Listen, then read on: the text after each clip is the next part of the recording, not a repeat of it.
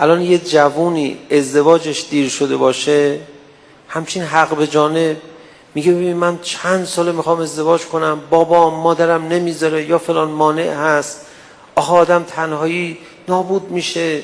فقط هم نیازهای جنسی اصلا مطرح نیست، نیاز روحی به این ارتباط کلافه میکنه آدمهایی رو که سن ازدواجشون رو تأخیر میاندازن.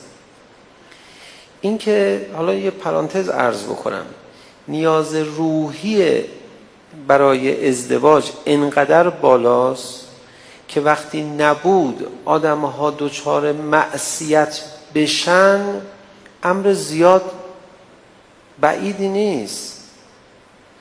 چون این انسان آرام نیست، قرار نداره، سر جاش نیست، تأمین شده از نظر عاطفه نیست، خب یه مقداری دچار اختلال روحیه میشه، یه مقداری دچار عدم تعادل میشه.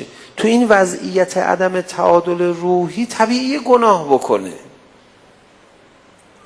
وای بر کسانی که از سالها قبل در این کشور کار کردن و هنوز درست نشده، هنوز جبران نشده و ازدواج ها رو به تأخیر انداختن،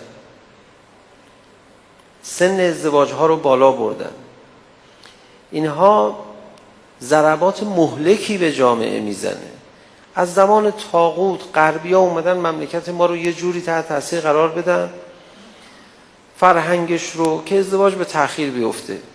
من والا به خدا نمیدونم اینایی که میرن تو مجلس، اینایی که میرن تو دولت، اینایی که میرن مسئولیت ها رو به عهده میگیرن، یه دفعه چه ذهنی پیدا میکنن؟ چرا به فکر اساسی ترین نیازها نیستن؟ الکی مردم رو به گناه وادار میکنن. کی انگیزه داره با خدا ارتباط خودش رو قطع بکنه؟ ازدواج ها رو زمینش رو فراهم کنید. آقا لازم آموزش پرورش نظامش تغییر پیدا بکنه، سن دیپلم کاهش پیدا بکنه، مردم تکلیف زندگیشون رو خیلی زودتر مشخص کنن. خب این یه مقدار عقل میخواد و همت. الان یه جوانی ازدواجش دیر میشه، چقدر ناراحته، چقدر ناآرامه، چه قوانینی باید اصلاح بشن اینها رو درست بکنن که هر کسی راحت بتونه ازدواج رو انجام بده در وقت نیاز خودش.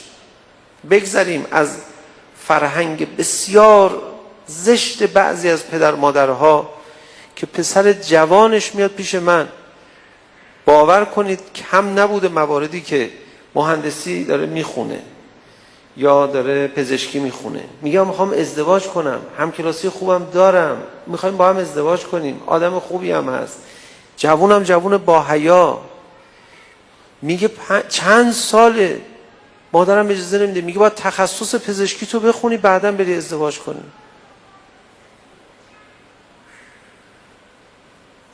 میگه این اصلا مکر ابلیسه، عین فرمان ابلیسه. یعنی چی؟ برای چی آخه؟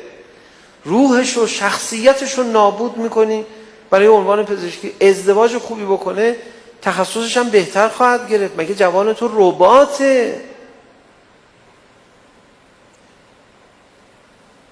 یا دختر دم بخت داره، نه باید تکلیف دانشگاهش مشخص بشه، امسال کنکور چی نشده، سال بعد کنکور ببینیم چی میشه.